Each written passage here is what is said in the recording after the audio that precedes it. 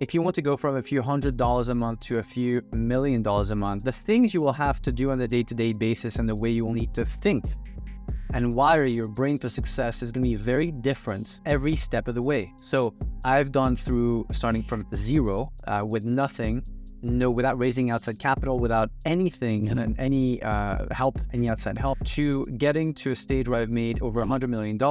And right now I run a portfolio business that does close to $30 million a year, and that will go through 30, 40, 50, 80 to 100 million a year in the coming years if we just keep executing. So what I want to talk to you about in this video is if you are stuck at a certain level, or you want to go from a few hundred to a few $1,000s a month to a few tens of thousands of dollars a month and really make it 7 figures, 8 figures, multiple 8 figures, up to 9 figures in sales, there's things you're going to have to do very differently. Let's dig into that right now, and this comes from experience. I'm going to talk to you about what I've done, and I'm very open.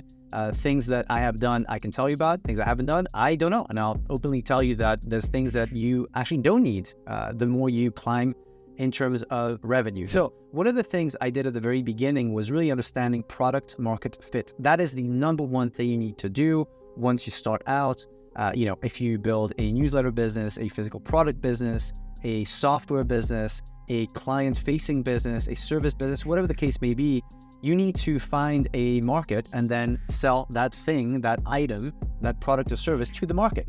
The truth is, it's very simple to go from zero to $10,000 a month once you get product market fit, right? That's not the theme for this video, but that is the first stage and how I've built dozens of businesses over the last 15 years. Finding product market fit will get you from 0 to 6 figures. Now, the challenges you have when you go from 6 figures to 7 figures are very different. You will have to start hiring people. And yes, there are people that make 7 figures a year with 0 employees. The truth is, it's very rare, and the business model is set up very differently. The way I like to set things up is I like to have proof of concept. So, find what's working, getting a business to 6 figures, and then hiring people to run it up to 7 figures, and then 8 figures, and then multiple 8 figures. That's what I've done, and that's the experience that I have had over the last 15 years. So everyone has a different experience. What's worked for me is initially going from 0 to 6 figures myself most of the time, finding product market fits, and then hiring people to go from 6 to 7 figures, because it's going to be very difficult to get to 7 figures a year alone. So you'll typically need a team anywhere between 2 to 20 people to go to 7 figures. It really depends on what you're actually selling, but you will need to start hiring people. The main thing I wanted to talk about in this video is going from 5 to 6 figures all the way up to 8 and multiple 8 figures, and how we multiple 8-figure entrepreneurs and business owners start caring less and less and less. And if you talk to people who, have businesses that do multiple 8 figures a year, and you ask them, and this is a question I get very often, what do you use for your CRM system? What kind of software do you use?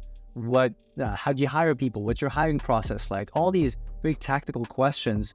There's a lot of things that I cannot even answer. There's a lot of things I don't even know about my own businesses. I don't know the software we use. I don't know if the teams use Asana or Slack or Skype or ClickFunnels or all these other platforms. I really don't know. And the truth is, I don't really want to know. I give them a lot of control, a lot of freedom, a lot of autonomy to run the businesses the way they want to. And so the only thing I care about is results. I look at the spreadsheet, I look at the end result, I look at the money in, money out, or in some cases money out, so the investment and then money in. That's all I'm interested in. And so what I found with, talking to thousands of business owners and entrepreneurs over the last 15 years is those who get stuck are those who cannot give up control. You have to be able to give up control. You have to be able to hire people and then say, you know what, you do it. You find whatever system you want to find, you use whatever software you want to use. I don't even need to be consulted for that. Now, I can give an opinion, and my managers and directors ask me. We have meetings usually once a week, and they can ask me questions. What I think of, this system or this way of doing things or this software, I can give an opinion if I know about the software. But a lot of times I literally trust them. I tell them, you know what, this is your decision. Go through 2, 3, 5 different options in the market, see what's best, and then you're basically free to do whatever you want. I have some company directors who run some businesses of mine who use software A, and other directors who use software B. So it's very flexible, and I have learned to give up control, and which is very different to the way I was brought up and the way I was trained as a professional athlete, where as an athlete, you're trained from a very young age to control everything you can and to have as much control over the process as possible. So it's been a process for me to learn to give up control. Otherwise, I would still be stuck at 6 figures or maybe multiple 6 figures a year, whereas now doing multiple 8 figures a year and getting close to 9 figures in the next 2-3 years, the thought process is very different. So have a look and audit yourself. Think of where you are in your business. Are you going from zero to a few $100s a month?